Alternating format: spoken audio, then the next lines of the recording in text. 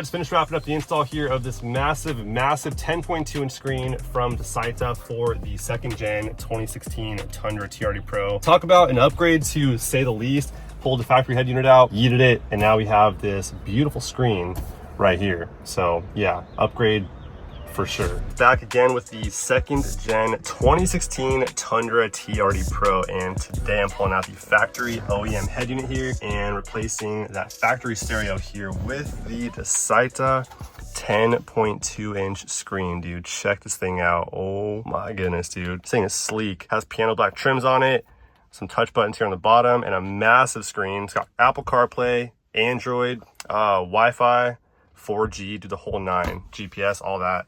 So it's replacing everything from above the Tundra badge there, that line right there, on up.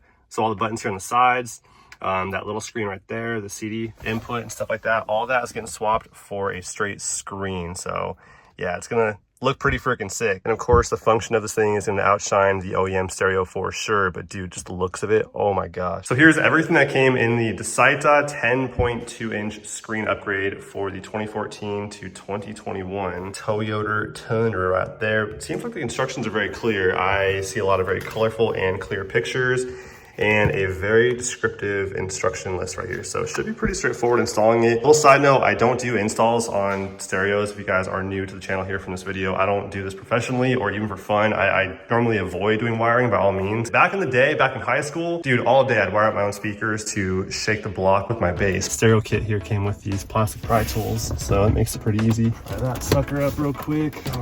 Give her a little yank. Now there's 4 connections back there, just unplug those and that's free and clear. Now I'm gonna pull off the air conditioning control just by pulling it out, and there's 1 connection back here. Now there's 4 10 volts, 2 right there, and then 2 kind of further back.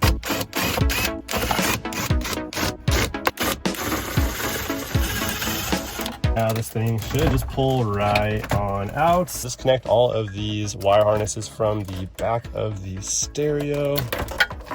All right, that's it. Factory stereo is out. So now with the factory head unit out, I pulled the clips off of the factory unit and then threw them onto the new head unit right there. Pretty important. And also too, what I gotta do is pull off this bracket right here and then transfer that over to the Didcount head unit so we can bolt it down into the in the truck's dash. 8 milli. 1, 2, 3, 4, 5. Clear. Now transferring over this bracket, it's actually pretty straightforward because there's little notches right there to line up the holes with on the actual stereo, so you can't really mess it up. And then we'll throw in the hardware we took off the factory stereo.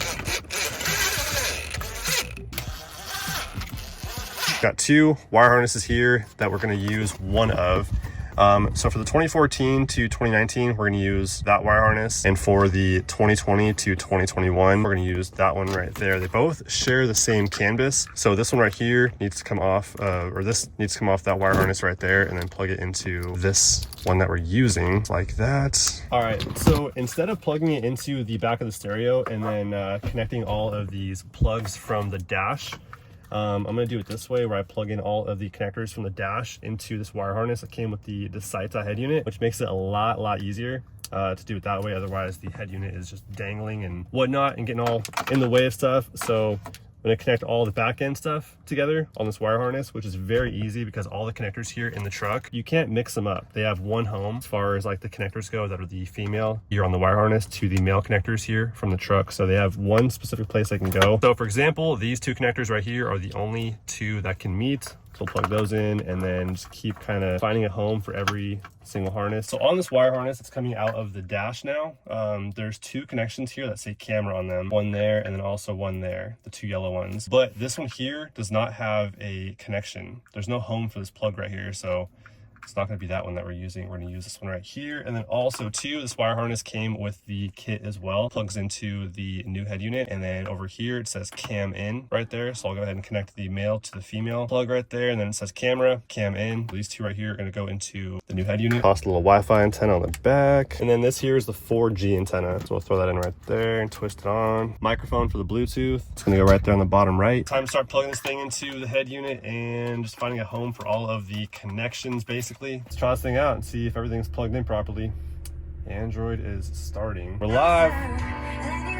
There it is. It works. All right, no copyrights, no copyrights. So I think we're good to go. Got the 4G antenna here, which I'll peel and stick somewhere inside of the dash. A couple things didn't have a home, like this guy right here, but in the ground as well, but doesn't affect anything that we have going on here. So for the microphone, I'm gonna find somewhere to put it, kind of, I don't know, somewhere in this area right here. That looks pretty clean, maybe right there, so it blends in with the black. And then run the wire kind of behind the dash and then through the back of the head unit.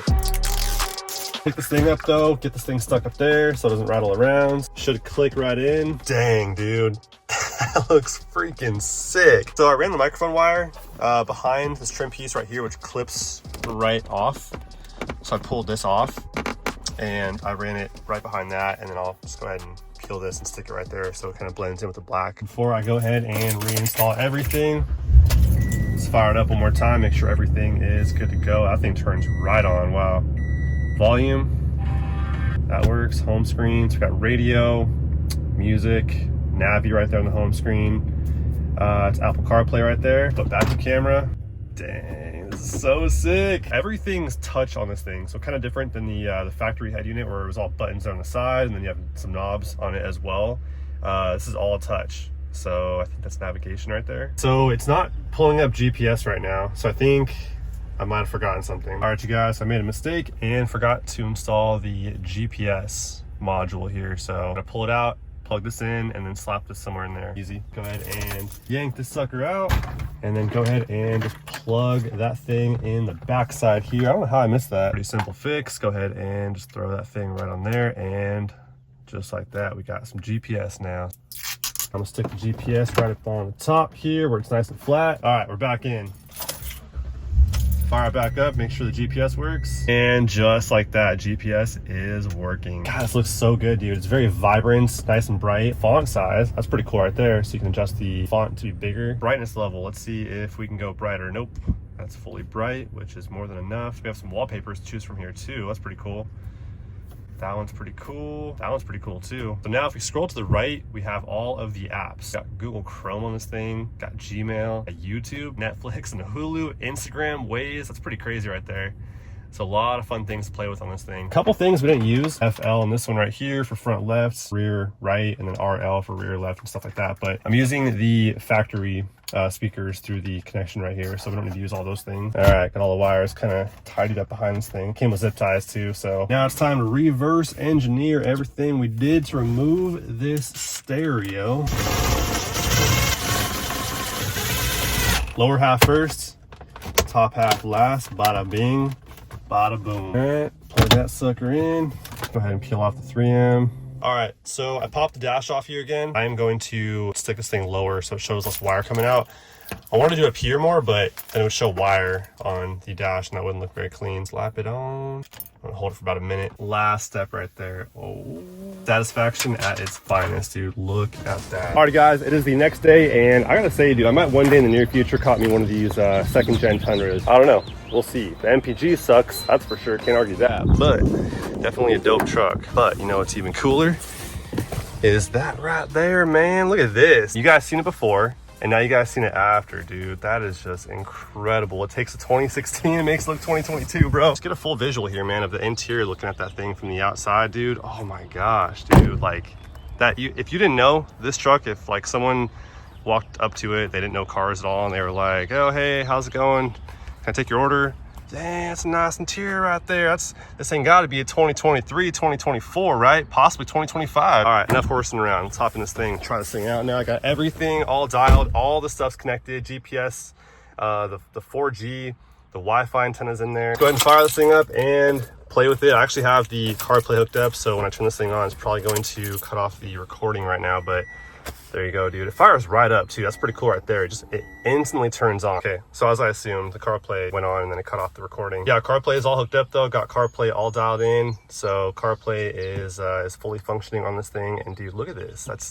It's incredible. I mean, it's comparable to an OEM screen, dude, as far as the clarity goes, because normally with aftermarket stuff like this, it's always questionable. Hey, will it be good quality? Will it be a sharp cutoff on the, you know, the images and stuff like that too? And it truly is. I mean, you guys can see all the definition there and the colors and whatnot, and that sharp cutoff there on the imaging. It's really, really, really clean cut. Go back to the home screen here of the actual infotainment.